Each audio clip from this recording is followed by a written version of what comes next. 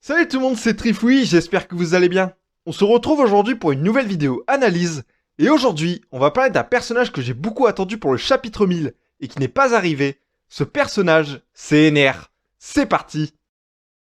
Ener apparaît pour la première fois lors de l'arc Skypiea, où il en est le principal antagoniste. Après cet arc, Ener disparaît complètement des radars, il réapparaît uniquement lors d'une mini-aventure très étrange. Ener est un personnage emblématique de One Piece et son retour est attendu depuis bientôt 20 ans. Il existe une telle hype autour du retour d'Ener, car celui-ci est un personnage à part. Dans cette vidéo analyse, je vais vous montrer pourquoi Ener est un personnage d'exception dans One Piece.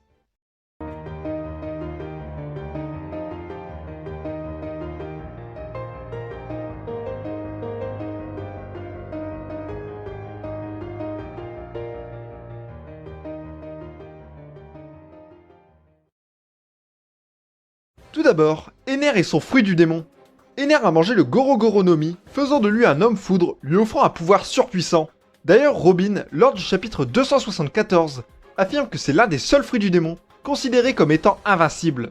Mais ce qui rend le Goro no Mi si particulier, c'est son point faible. En effet, Ener possède un seul et unique ennemi naturel, Monkey D. Luffy, qui a mangé le Gomu no Mi, car la foudre est inefficace face au caoutchouc. C'est ce qui a permis à Luffy de vaincre Ener à Skypiea, mais je peux vous dire que si Luffy n'aurait pas été en caoutchouc, Skypiea aurait été détruit. Il suffit de voir avec quelle facilité Ener a vaincu Zoro et Wiper à l'époque. Ainsi on peut déjà considérer Ener comme un personnage à part, car son seul et unique point faible est tout simplement le futur roi des pirates. Autre point qui fait d'Ener un personnage d'exception, c'est que celui-ci est quasiment inconnu dans le monde de One Piece. En effet, beaucoup de personnages ignorent l'existence d'Ener sur la mer Bleue. Les seuls à connaître Ener sont les Mugiwara et potentiellement U-Rouge. Que ce soit les Yonko, la marine ou encore les grands corsaires, ils ignorent l'existence d'un personnage aussi puissant qu'Ener. D'ailleurs, Oda dans un SBS a affirmé que si Ener était un pirate de la mer Bleue, sa prime s'élèverait à minimum 500 millions de berries. Ainsi, lorsqu'Ener fera sa grande apparition sur la mer Bleue, celui-ci créera la surprise aux yeux du monde entier. Personnellement, j'ai tellement hâte de voir les diverses réactions des personnages de One Piece apprenant l'existence d'un personnage aussi puissant qu'Ener et surtout se présumant être Dieu.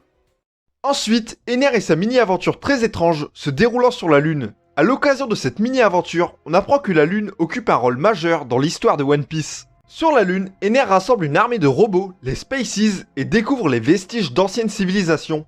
Il a alors mis la main sur des informations très précieuses, notamment sur le peuple Bilka, pouvant l'inciter à revenir sur Terre. Ainsi, Ener à son retour pourrait nous apporter des révélations totalement inédites.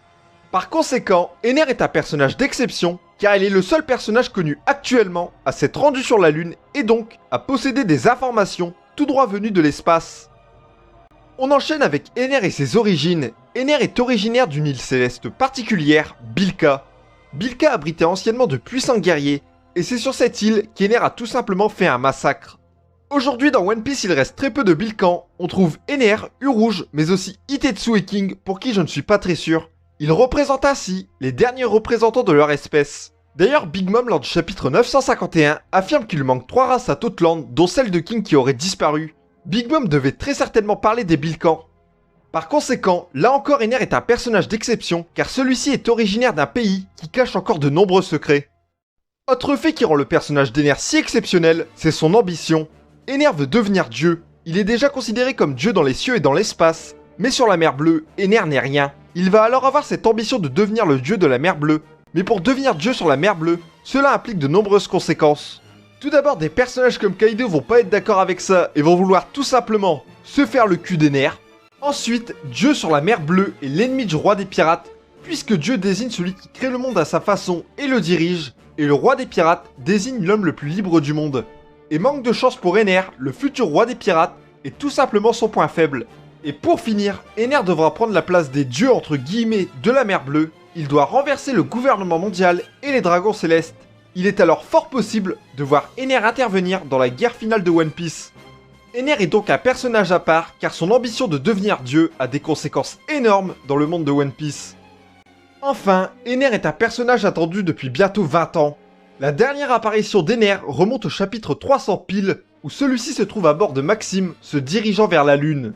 Depuis, plus de 700 chapitres se sont écoulés et Ener se fait discret. Mais croyez-moi que le retour d'Ener s'annonce fracassant, car celui-ci peut arriver à tout moment. il était notamment attendu au chapitre 1000. Mais celui-ci n'est pas arrivé, car Oda réserve quelque chose de beaucoup plus grand pour sa pépite, se nommant Ener. Ainsi, Ener est un personnage exceptionnel, puisque celui-ci est attendu depuis bientôt 20 ans. Et son retour sera sans doute l'un des événements qui marquera le plus toute l'histoire de One Piece. C'est la fin de cette vidéo, merci de l'avoir regardée. Dites-moi en commentaire si selon vous, on peut considérer Ener comme un personnage d'exception, et pour quand vous voyez le retour d'Ener dans One Piece. Merci encore d'avoir regardé cette petite vidéo analyse, j'espère qu'elle vous aura plu. C'était Trifouillis, abonne-toi à la chaîne, salut tout le monde!